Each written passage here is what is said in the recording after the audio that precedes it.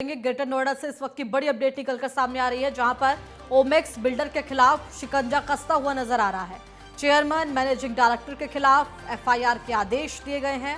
Chairman Rohtas Goyal, managing director Mohit पर FIR दर्ज होगी। ओमेक्स के 4 अन्य डायरेक्टर पर भी एफआईआर दर्ज की जाएगी। न्यायालय सिविल जज गौतम बुद्ध नगर के आदेश दिए गए हैं और 3 अलग अलग प्रार्थना पत्रों पर एफआईआर के आदेश दिए गए हैं न्यायालय की तरफ से।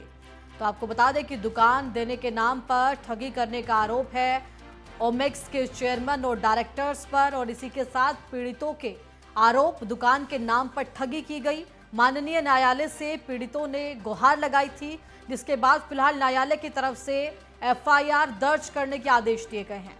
नोएडा प्राधिकरण से नक्शा भी पास नहीं कराया गया। एनआरआई सिटी के सेक्टर ओमेगा 2 में दुकान का वादा किया गया था और इस तरीके की फिर जो वादा खिलाफी है वो भी की गई। कोई दुकानों का आवंटन नहीं हुआ, जिसके बाद आपको बता दें कि पीड़ित पहुंचे न्यायालय में, उनकी तरफ से शिकायत दर्ज कराई गई और फिलहाल न्यायालय की तरफ से आदेश दिया गया है। डायरेक्टर, चेयरमैन सभी को लेकर फिलहाल जो एफआईआर है वो दर्ज की जाए और आगे की जो कार्रवाई हो वो की जाए। फिलहाल ये शिकंजा कसता हुआ नजर आ रहा है ओमेक्स बिल्डर के खिलाफ, और जिस तरीके से ये पूरे जो घटनाक्रम है वो सिलसिलेवार तरीके से सामने आए, इसके बाद न्यायालय की तरफ से यहाँ पर कोई छूट किसी किस्म की नहीं दी गई है। Chairman Rohtas Goyal, managing director पर भी एफआईआर दर्ज हो ये कहा गया है। ओमेक्स के 4 अन्य डायरेक्टर पर भी एफआईआर दर्ज होगी। न्यायालय सिविल जज गौतम बुद्ध नगर के आदेश दिए गए हैं। तो 3 अलग अलग प्रार्थना पत्रों पर एफआईआर के आदेश दिए गए हैं।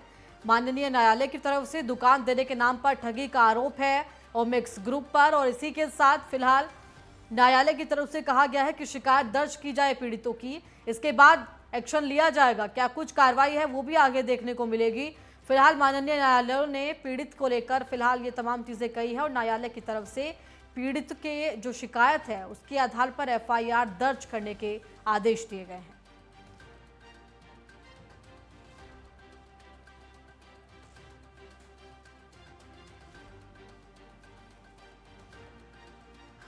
तो ओमेक्स बिल्डर को लेकर फिलहाल ये जो पूरी स्थिति है वो स्पष्ट हो पाई है। ओमेक्स के डायरेक्टर, मैनेजिंग डायरेक्टर समेत 4 लोगों पर एफआईआर दर्ज की जाएगी। सिविल जज की तरफ से फिलहाल गौतम बुद्ध नगर के ये फैसला दिया गया है। 3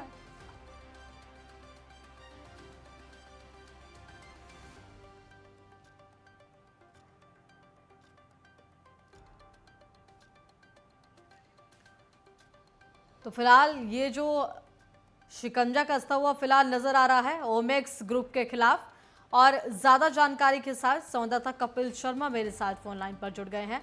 कपिल, फिलहाल क्या स्थिति आप देख रहे हैं?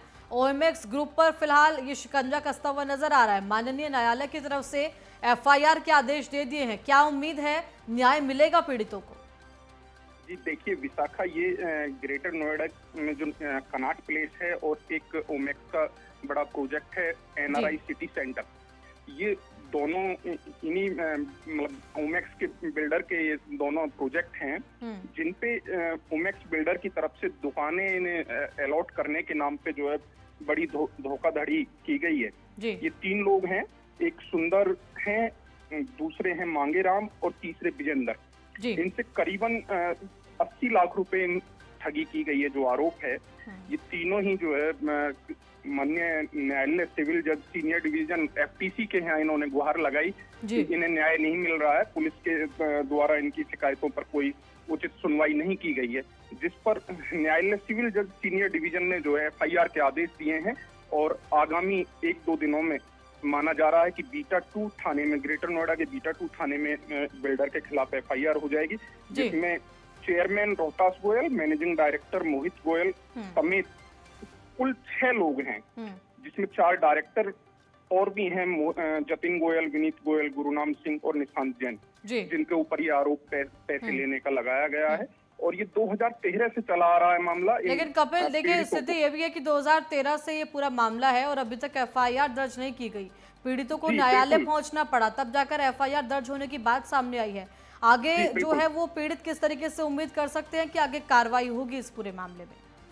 देखिए, जो पीड़ित हैं और पीड़ित के जो अधिवक्ता हैं हृदय रावल और आलोक शर्मा, जी। उनका साफ कहना है कि पुलिस कहीं ना कहीं बिल्डर के लिए काम कर रही थी और जिसके तहत इनकी कोई एफआईआर अभी तक दर्ज नहीं की गई और उन्हें कोर्ट में जाकर के चलिए गुहार ठीक है लगानी कपिल, पड़ी। देखना होगा आखिरकार किस तरीके से आगे एफआईआर दर्ज होने के बाद कार्रवाई इस पूरे मामले में पुलिस प्रशासन भी करता हुआ नजर आता है। फिलहाल तमाम जानकारी देने के लिए आपको बहुत बहुत धन्यवाद।